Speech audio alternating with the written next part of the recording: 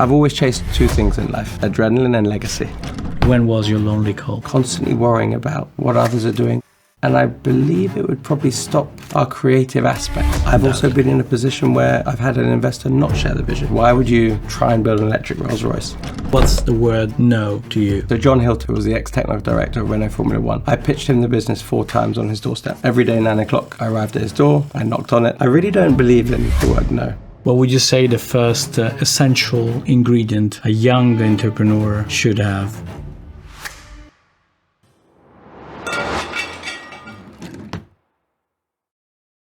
Hi everybody, for Label Ventures, I'm Giorgio Salvati, your host, and you're watching Human Equity, the show that tests the human side no one ever talks about. Today's episode is about grit and grace, with David Lorenz, a man who demonstrated that behind every bold ventures, there is someone who faces setbacks, navigate uncertainty, and keep pushing forward when the world said no. With the support of friends, a clear vision, and a bit of stubbornness, he stepped into the industry that wasn't exactly waiting for him. But what happens when vision meets resistance and persistence becomes the only way forward?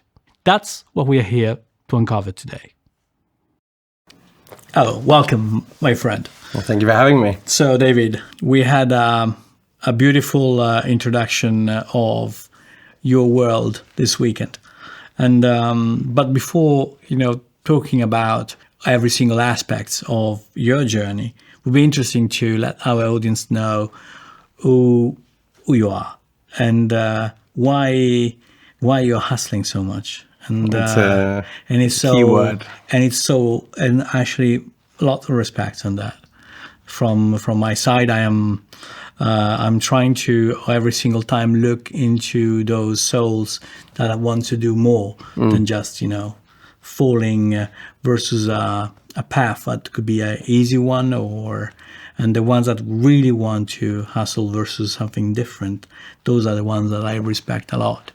And so thank you for coming. Thank you for joining us. Tell us a bit more, first of all. What lies beneath? What's lies beneath, absolutely. So, primary, I'm a father.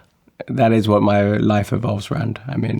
We were just at, obviously, Goodwood for the weekend. Normally my daughter is by my side 24/7. And, being a father transforms your life. And we'll talk about how Lunaz was started. And you'll see that it was such a pivotal moment in my life when I found out I was becoming a father. And the company Lunaz is obviously named after my daughter Luna. But really, being a father brings so much joy to your life. But which is a responsibility, right? Naming your company your daughters. It's key because I've always chased two things in life, adrenaline and legacy.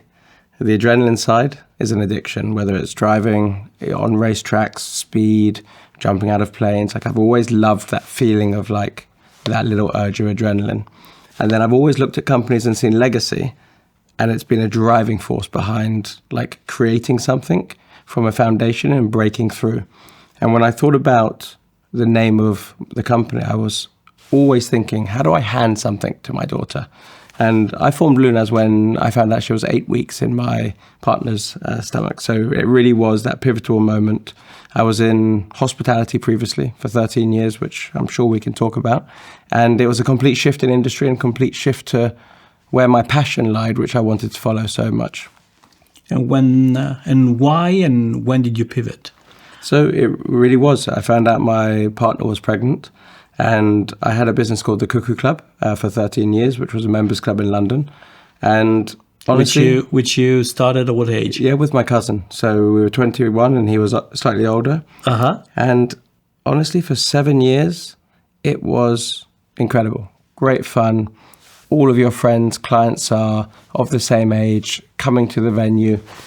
It was an amazing experience. And I also got to put so much creativity into the venue. So whether it was redressing, renovating, we did 6 restorations of that nightclub over the 13 years. It was a constant change and constant, how do we create an environment? How do we look at flow of people? How do we create an aspect which is different to what was already within the London nightlife scene? And I really loved it for 7 years. Then 3 years, it really felt like kind of going to work. And then 3 years, I hated it. And for 3 years, I really tried to work out how to exit. I unsuccessfully tried to take a showroom in London for cars, art and watches. So watch vault in the basement, classic cars, modern hypercars, all combined in a beautiful venue with art on the walls, sculptures between the cars. And unfortunately, I got blocked by one of the main galleries for the site that I really wanted, which was just behind Berkeley Square, which would have been fantastic. But lockdown would have been damaging, to say the least. So sometimes you take these things as a blessing in disguise.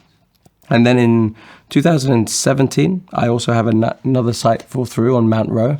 Very similar, slightly smaller scale business. And I was going to tone it down to just being classic cars, which was almost my passion, purely down to the size of the venue. And after those... You were passionate about classic cars, and who basically brought you to that single passion? I can't explain. I really can't. It's not family related. At 22 years old, I went and bought my first classic car. It was a 1969 Mustang Mach 1 Cobra Jet, 600 horsepower with line lock, and the addiction started. Okay. And from that day, I never owned a modern car. My most modern car I own today is 2006, which, if someone of my generation, that is not a modern car. Absolutely. And, I always had a 2-car garage, which I alternated. I never really had the cars for more than 9 to 12 months. I used to buy cars that I loved, E-types, 911Ts, 356s, 355s, drive them down to my club, and then someone would take one on that evening and the car would find its new home. But it would allow me to buy another piece of artwork that I loved. And I've always seen cars as art. For me, they're timeless design. They're iconic. And I've always had a love for and passion for those classics. I really can't explain where it came from, but you either love hypercars or classic cars or all of them. And it's an addiction. And I always knew that after the Cuckoo Club, I would follow my passion and be related to cars. So for 3 years, I tried to take a site for cars and try to exit into that. I started a company on Companies House called the Lorenz collection, which was going to be the foundations of that. That started in 2016. So it was always there. I just couldn't find the angle which had a different spin. Where do you get your inspiration for? So the inspiration to ignite that direction. So the inspiration to actually go into having a gallery space was, honestly, I found buying a car a very miserable experience. And especially at the mid-range level, you go buy yourself a Range Rover. They deliver your car in a home-based car park. I mean, it makes no sense. There's no customer service. There's no element to really looking after a customer. And I'd spent 13 years in hospitality where customer relations are everything. Right. And longevity of a customer is everything. And I always thought there was a slight gap within that space, which is why I really started homing in and focusing on it. But after what seemed like a letdown at the time by not getting the sites that I tried to secure, it was a blessing. And when I saw Prince Harry leave the wedding in that prototype electric E-Type, which was built by Rimac, honestly, it clicked. I thought it married two aspects: classic, iconic, timeless design with modern reliability. And this was the one trait that, for me, classic car ownership was challenging slightly, because I'm not a mechanic by trade. And a lot of my friends that I sold the cars to hated the maintenance aspect. And I thought if I could really solve that side of it and reimagine and remaster what these cars are about, I thought there would be a market at the backside of this. For sure, taking decisions, it's one big part of every entrepreneur on a daily basis. Taking the angles of what could overcome those decisions and the liabilities that are part of those moments. These are all things that can go super well and sometimes not that well. For sure, every single decision, advice, or whatever is there to be taken if you are able to listen. Were you able to listen? So it's funny. I think when you start these companies, you try and make 100 decisions a day. And you get what I would call decision fatigue. And I think you don't really necessarily focus on what is a minor decision and a major decision. And I think as you develop over time, and honestly, you take on great advisors in and around you, which we've had some amazing people involved with the company. I mean, it's not so easy to take advisors because, of course, if you are a newcomer, how do you convince people to become your advisor? So if I've met someone along my journey that I think is correctly positioned to be involved with the company, right, I'll make sure they're involved with the company. And you suggest people to that is not search just for? So it's an interesting one. So John Hilton, who was my first employee and who I founded the company with, who was the ex-technical director of Renault Formula One, I pitched him the business 4 times on his doorstep. Every day, 9 o'clock, I arrived at his door, I knocked on it. His girlfriend at the time thought I should probably stop knocking. How old are you? And this was 8 years ago. Okay. And I met him on an airplane 2 weeks prior. And he told me about his history. We got talking over a Supercar Driver Club magazine, which was in my seat. And I realized who he was, what he had done within the engineering space, and that he had also then created his own hybrid company, which built some of the first hybrid supercars and hybrid commercial vehicles. So I knew at that point the plan that I had, which I spent 11 months looking for the first employee, that was the individual for me. And John and I, over the years, created an amazing relationship because it really became father teacher's son, because I knew nothing about engineering when I started this business.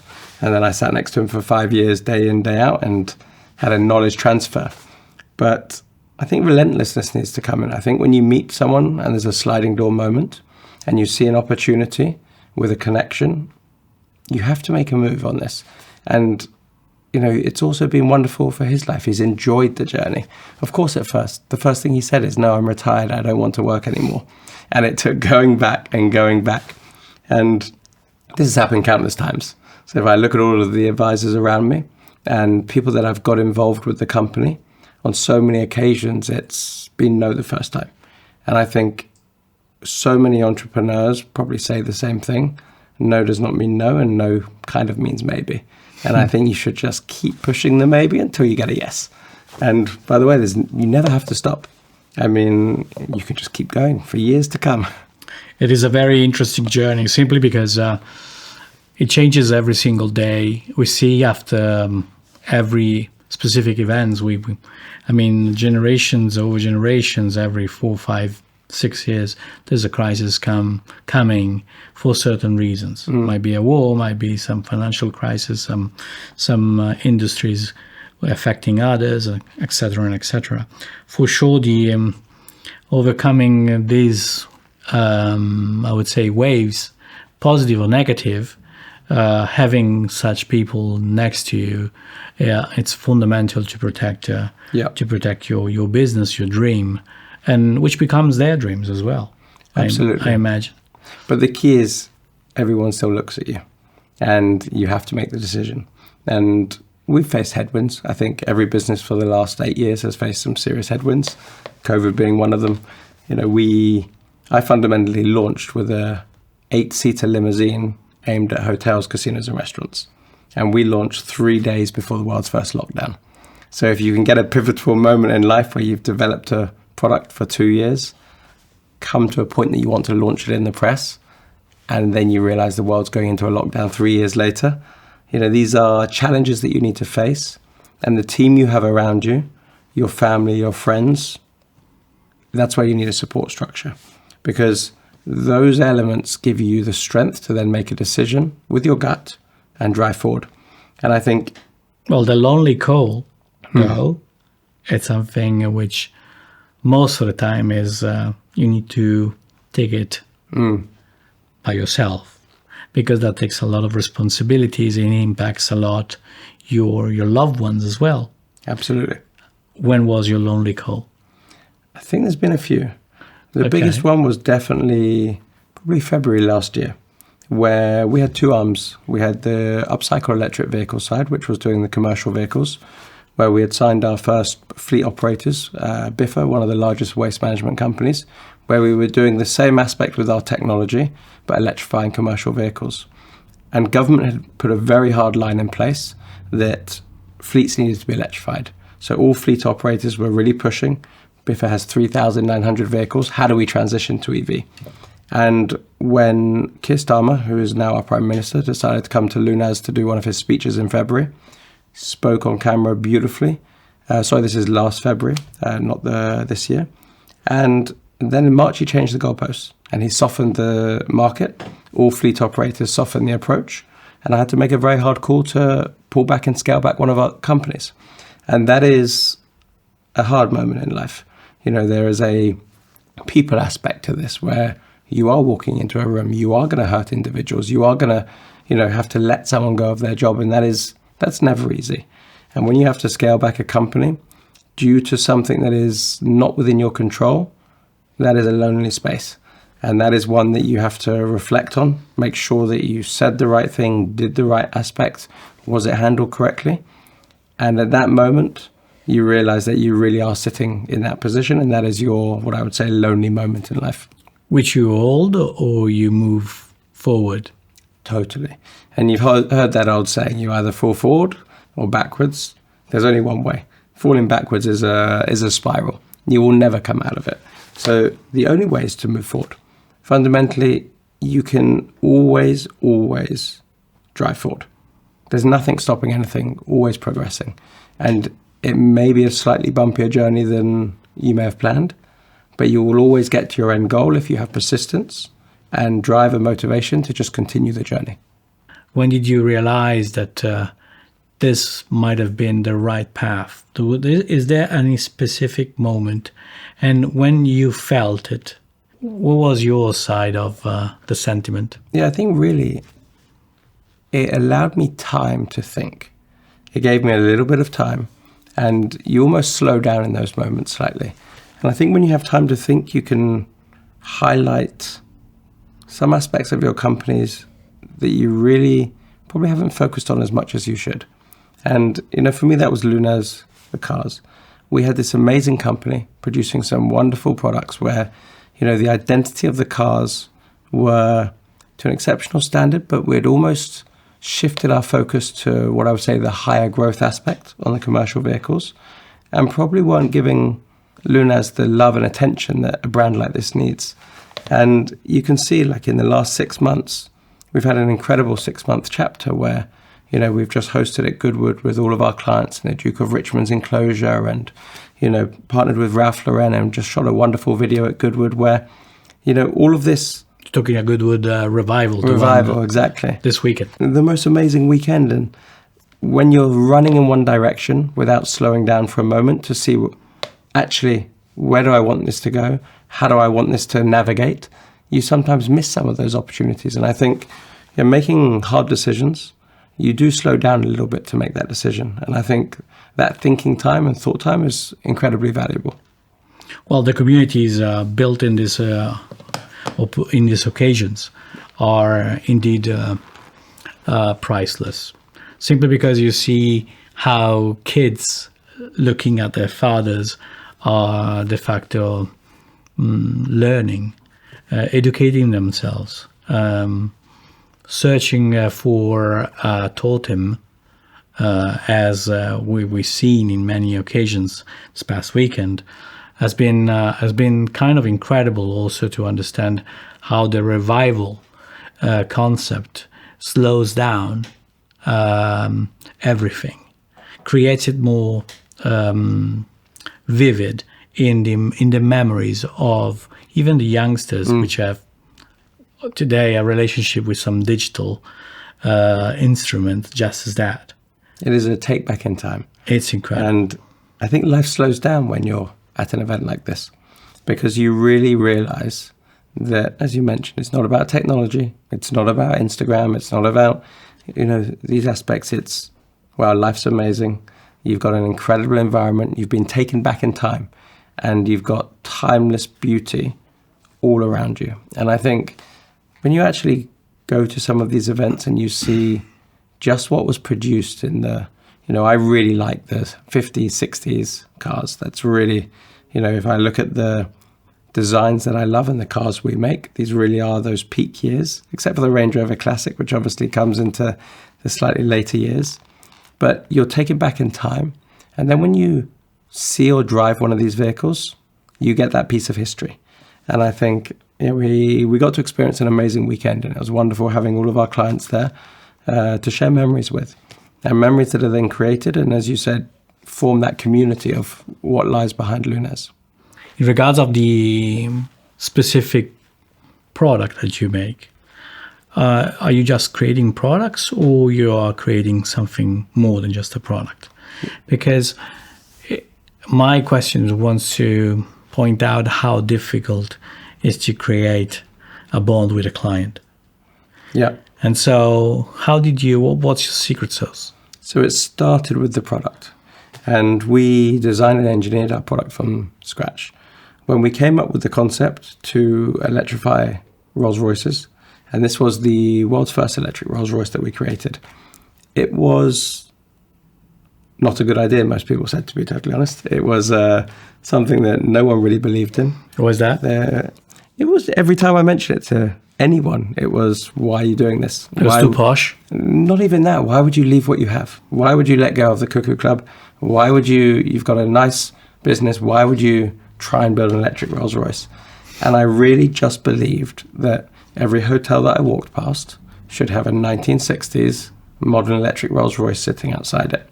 And in 2018, you had Teslas. There was no luxury EV in the market, not one. And I really thought there was a great gap to go luxury, EV combined. And yeah, everyone says no at first. And even today, it used to be 99% no's. Now it's probably 10% no's. But it's amazing when you meet those people and they see the product and they see, what I'd say, the craftsmanship and passion behind what's being created at Lunaz. And you can see the turning point. And this really has happened over the last 8 years. Even this weekend, I bumped into an individual who's a wonderful collector. He hated me. It's 8 years ago. He even admitted it. And we had a great conversation in the rain under an umbrella. And we were having a real laugh. And he decided at the end to say, David, I didn't like you 8 years ago. And I was one of your trolls on Instagram, out of all things. And it's funny. I think people have a love and passion for craftsmanship and quality. And I think that is really the turning point when someone sees it. And what's the word no to you? No's maybe.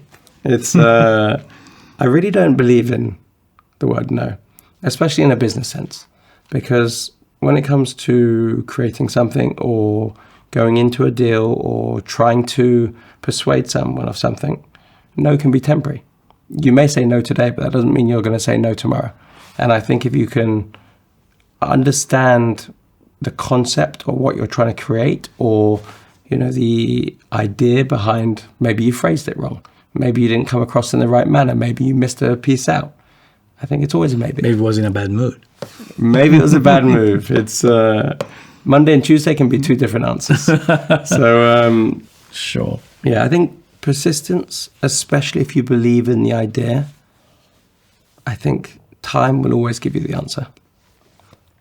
But time is, it's something you cannot stop. That's the only thing you cannot control.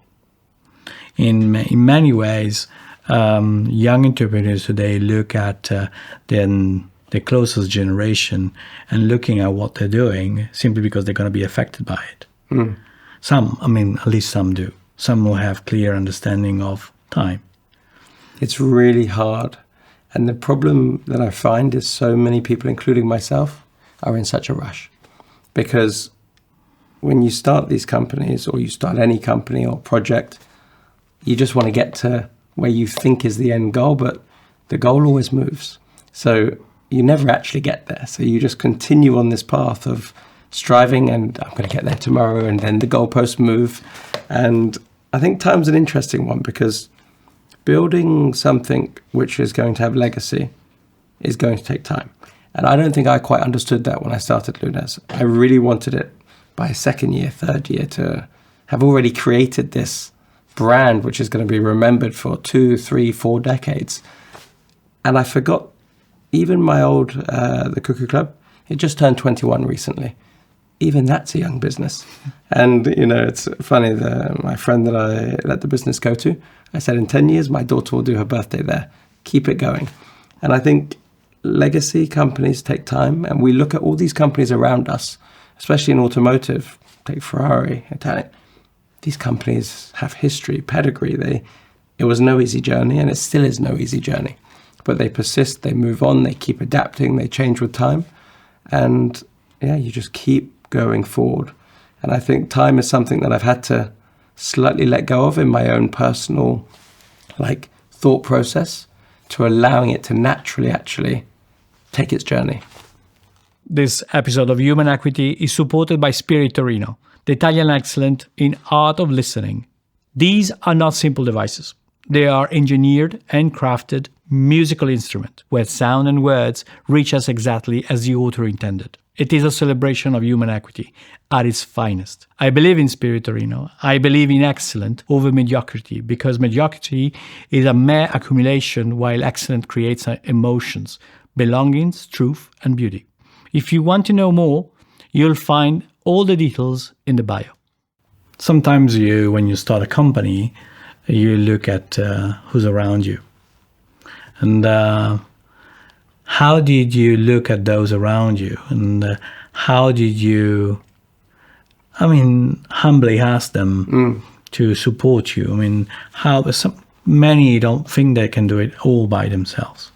Yeah. And people say that, if I may, sometimes you cannot do everything by yourself. Of course. You need to be supported.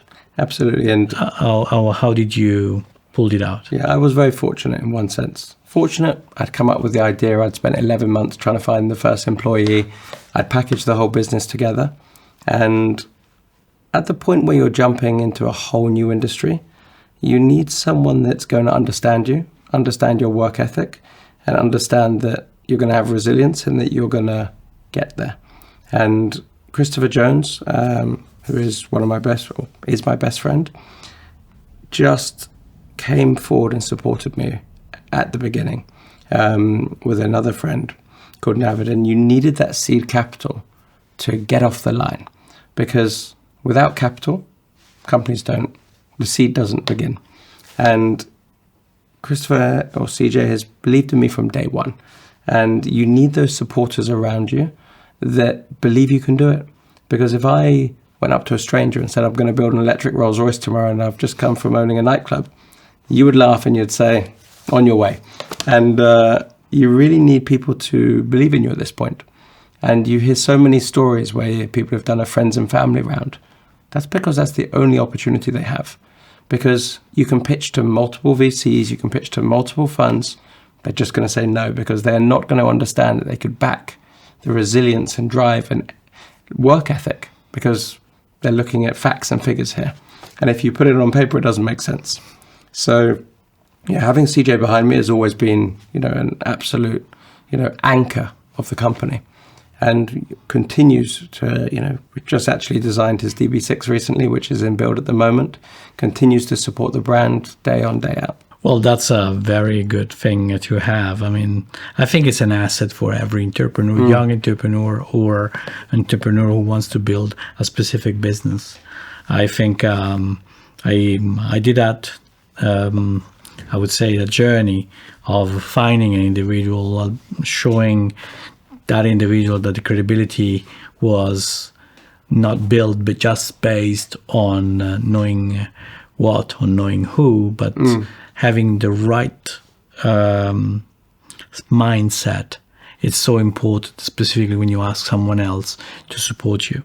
Absolutely. And they have to share the vision, because I've also been in a position where I've had an investor not share the vision. And this is a really hard place to be.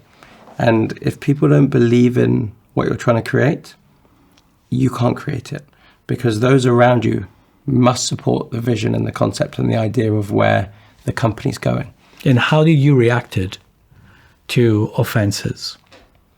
It depends on what you mean by offenses. Offenses, I mean that someone who's completely against you, who wants to completely erase you from the face of earth, and you are there building your business, trying to... was there a specific moment, where you thought they might have made it, or someone might have been close? So, and what was your gut telling you? Was there anything that you wanted to do you could not do?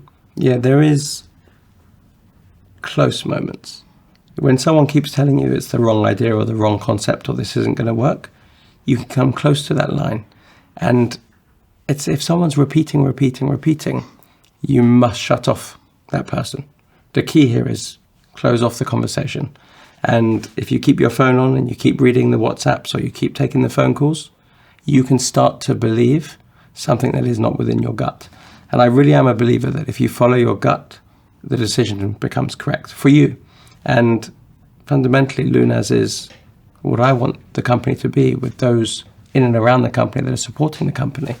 And there's been close moments in life where, you second out things. You sometimes, especially if you're tired, if you're not actually on point, you haven't slept well, or you've had those are the moments where I would say weakness can come in, and you just got to close off the door and stay focused on what is the end goal. Where's this going to be in 2 years? Where's this going to be in 5 years?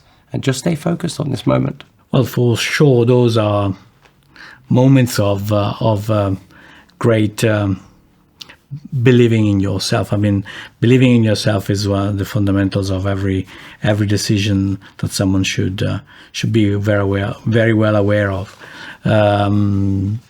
But on the other hand, sometimes I see entrepreneurs that are not using their grip on their consciousness sufficient enough to take that belief and transform that positiveness into even greater execution. But it's where it's so important to have those that support you, because just being at Goodwood was an incredible experience because of the amount of people that got behind the concept, got behind the idea. And when you sit with someone, whether it's one of your clients or one of your investors, and they generally understand and believe in you, the company and the vision, that is like fuel. And if you get that fuel behind you, you can accelerate even quicker into where you're already heading. And block out the people that say no and just continue to drive forward is the key. And what comes next in your journey? I mean, what comes next in this journey of yours, where, of course, there's a lot of people around you looking at you, might competing with you, because I mean, at a certain point you set a path also for others, becoming maybe a benchmark, or wishing to. So there's definitely people that followed within this industry, but I've got a different approach. I don't look at competitors, and rightly or wrongly, by the way, most people do. They take aspects from it. I like to stay quite blinkered on the vision that I'm trying to create, and stay with a tight community of supporters around me that understand where we're trying to go, and honestly take advice within that circle and continue to design and develop through that path. And I think you can lose a lot of time constantly worrying about what others are doing within the space, what's being created. And I believe it would probably stop our creative aspect to pioneering within a field, because we've made every decision based on instinct and gut. We've launched the first electric Rolls-Royce in the world, the first electric Bentley that was ever built. We came to market with the first electric Aston Martin, which everyone said was a terrible idea. And all of those decisions have been made off a feeling, talking to those close around the company, and all of us believing in it. And I really think if you spend too much time focusing on what others are doing, you probably draw the attention away from what you should be doing. That's great, a piece of advice. What about disappointment? Have you had, what was your greatest disappointment? So I think any business is a roller coaster. And I think it is. You look at some businesses and you're like, wow, they skyrocketed. You forget the years that it took to build that. You scream on roller coasters. And it is literally, it's an up-down journey. There's many moments where things don't go right. And, we've had problem after problem after problem. If anything, the first 5 years of having Lunaz is firefighting. Literally, without an actual fire, you are just constantly putting out this fire. You've got delays, you had COVID, you had supply chain issues, you had, and then We obviously had to scale back the commercial side of the company, the UEV side. That was a hard moment because I put in what I would say blood, sweat and tears into that company. You're working your 70, 80-hour weeks. You are exhausted. You are pushed to even your own limits. And then suddenly you're realizing that you have to make a tough call. And that was definitely the one that hit me the most in terms of it didn't go where I needed it to go. But you also have to make the decision with your gut based on the market's moved and the market's not necessarily there. So where do we pivot? What do we do? How do we scale this accordingly? That doesn't mean I wouldn't necessarily look to expand within that sector again, but it's not today, not the right moment. But it is definitely, it's hard on your own personal life, your own passion for what the project is and where you envisioned it to be that year and where it is today. And you have to take an ego aspect hit here because you believe that you're on one path and sometimes the path moves slightly. But it doesn't mean that I don't look at today and go, wow, this is, we are where we're meant to be. And everything happens for a reason. You cross paths with different partners in business, different investors, different clients, and it's all a journey. And, I think, again, going back to Goodwood, it was just incredible having such support around, our clients that joined us for a wonderful weekend. And you can see the love that has gone into not just what we've put into the company, but also what the customer base has put into the company and how much, appreciation they've brought to the product, but also how wonderful they talk about the product. And, it really is, you've got your ups and downs in this world. And I think you just continue driving forward. And as you said earlier, fall forward, not backwards. Absolutely. What about family then? Because what's next? I mean, are you thinking to have a Luna 2.0 to join you? And I mean, or not? I mean, what are your hopes? Yeah. So in regarding to your progeny. Yeah. So Luna is 7 years old now. Right. And she is right in the years where you become best friends. It really is, like, it's amazing. You start the first couple of years, you're changing nappies and, you don't have that. You do have that, but you don't have the bond that you have with a 7-year-old.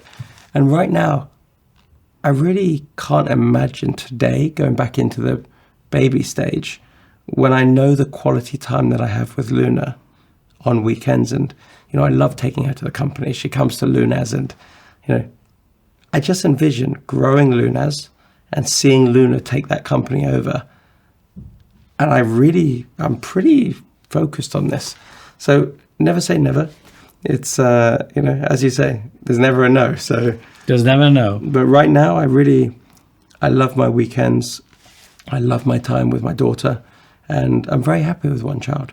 A lot of people, they want second, third children. And a lot of my friends have done this.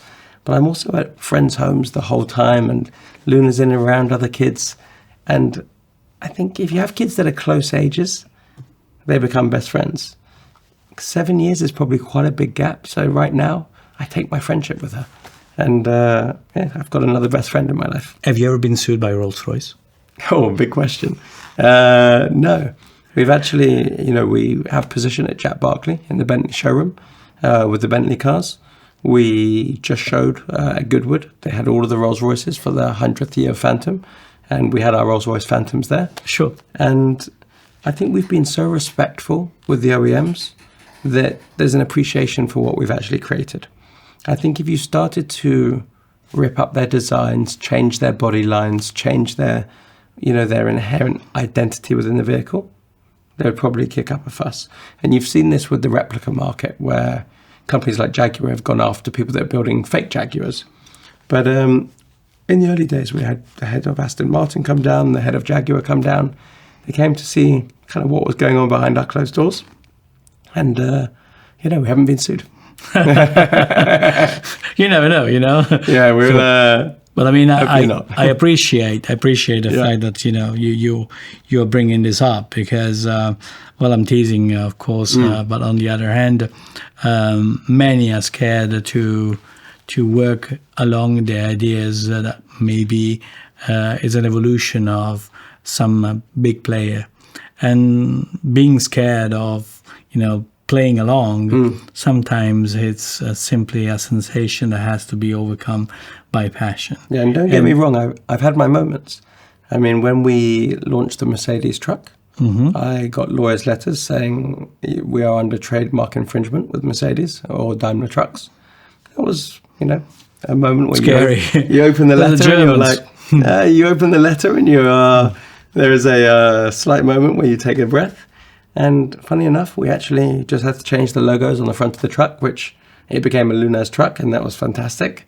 We took a wonderfully developed product, which had hundreds of millions of dollars spent on developing what is the base truck, and we got to brand it as a Lunaz truck, which was actually a bonus in the end. And, sometimes these things, and again, it was a blessing in disguise because I would never have put my logo on the front of the truck, literally on the front of the truck, nor on the steering wheel. But, after going through legals, that's what Daimler had recommended that they wanted us to do. And that was, you go on that little roller coaster and you think, oh, we're now in a position that, where's this going? We've put a huge amount of capital and investment into the company. And you just keep going forward and keep moving the journey forward. And we ended up in a great place with this. And that was the only one where I definitely had the moment of reading a legal letter and had a slight shorter breath. Intangible valuations for companies that bring not just a product, but also the entire vibe around it. It's so difficult to define these days. Many are looking simply at the numbers or are looking at the added value, potential value in the future of the use of those brands. But intangibles for you are what? Is there any specific definition of intangible asset that you can give to your venture? It's a really hard one to value, but brand, for me, is the most valuable thing Lunaz has. It's what you can do with the brand, where the brand goes, how it develops. If you look at all of the big brand names we look at today, they started with a singular product. If you actually trace back most companies to their first product, the company today that we know, if it's a 25-year-old company, is not what they first produced. And they go on a journey and they create brand equity and brand value, which is really hard to necessarily always put a number on. And, I went through the SPAC bubble a couple of years ago, where valuations within the EV space were skyrocketing to numbers that fundamentally didn't really make sense. And everyone was going through the publicly list way before some were pre-revenue. It made no sense. And unfortunately, you've seen a very tough journey for these companies because they were so overvalued. They raised the capital successfully, and then they had to do what you'd say the backwards move. And for me, it's take the brand, focus on the product, focus on the quality, continue to develop it forward, and allow different concepts and ideas to come in. And recently we've taken on some projects working with some of our clients to not just look after their cars, but some of their other parts of their life, where we're creating that brand identity of what is their brand Bible? What do they want in materials, fabrics, colors? And how can we now implement that across other aspects, whether it's their boats, helicopters?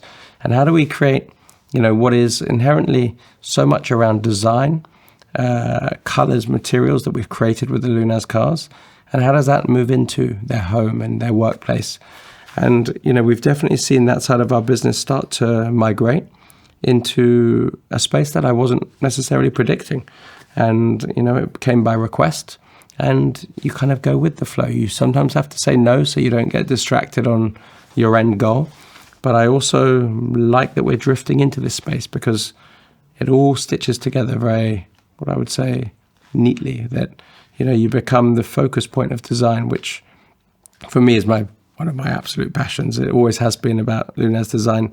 It is the small, intricate details which you can add your creative spark to, which then allow me to live my passion through my company. And it's always been my favorite part of what we've actually created at Lunaz. What would you say the first essential ingredient a young entrepreneur should have? Relentlessness. That's it. I think any product, any company, if you just don't give up, has a chance. And I really think that if you just put your head down and continue to drive forward and continue to believe in yourself, others will start to believe in you. And you need to be relentless. You see it time after time on interviews. It's not easy. So if you give up when the times get tough, you're going to fail. And you see so many companies, sometimes not on their own fault, but so many, they hit a hurdle. But the hurdle does not mean the end. You just got to navigate around it or jump over it and push straight through it. And relentlessness really is something I talk about a lot with my friends around me that have also got their own companies where it's just a hard journey. I haven't got a single friend that has been successful that hasn't had a hard journey. So I don't feel alone in this. It's, yeah. Not alone in this room, for sure. What's next? Yeah. Because there are a few things happening in the world, that are extremely well. Tell me about it. It's interesting. If you can, of course. No, of course. I now look at this in two manners. I look at it, where are the cars going? That is like our core product of what Lunaz is. It's known for building the electric Rolls-Royces, Bentleys, Jaguars, Range Rovers, and Aston Martins, and that is our, that is fundamentally, what is our heartbeat within the company. But I had an interesting conversation this summer, actually. Flying cars? No, just I had an interesting conversation this summer about looking backwards. Okay. Which is a conversation we had. Okay. And you mentioned to me when I saw you in summer to not just look at the product you have, but go back through the value of what could be the brand, whether it's the bespoke elements of products or making this more attainable by more individuals. Because obviously, the cars we build, they start at £600,000. That's unattainable for so many people.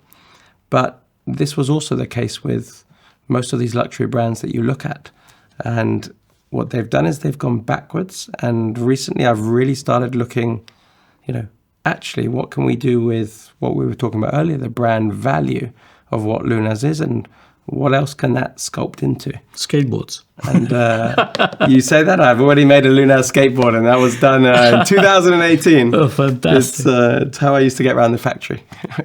The one thing I've always been interested in, legacy classic products. I like things that already exist. I always said this with Lunaz. We've always taken what exists and remastered it. So even recently we developed... Spitfires. Spitfires would be wonderful. You saw them at Goodwood this weekend. Amazing. But I think what I like to look at, it's like recently we built a cigar humidor for one of the cars. And you took a Hermes trunk and you transformed it into a wonderful humidor. And that is transforming a product that is already here, that is already made, and giving it a twist to give it a new lease of life. And I think if you think about where Lunaz is going, I would say it's much more in the category of looking at what already exists and giving it a remastering than new product build, because there is so much product in this world. So you haven't said to our audience what are you going to do next yet, but you just give us a hint. I'm giving you a hint, but it is not flying cars. Just a hunch. There are, we are coming out with our latest car. Mm-hmm. And we are looking to do some, what I would say, bespoke coach building on some of the bodies, which is going back to the history of our coach builders. So you had James Young, H.J. Molyneux, which used to take, some of these beautiful rare Bentleys and Rolls-Royces and make one-off bespoke bodies. And it's something that you've seen Rolls-Royce do recently, where they made a one-off of the boat tail. Sure. And we've always remastered the interiors, but we've never played around with the exterior of the car at all. And I really do, I won't say too much, but there is something in the pipeline which is, on that coach building craft aspect, mm-hmm. which really brings in the design lines of how I believe a car could or should look. Thank you very much. Pleasure. Thank you for having me. Absolutely. Thank you for coming and joining us.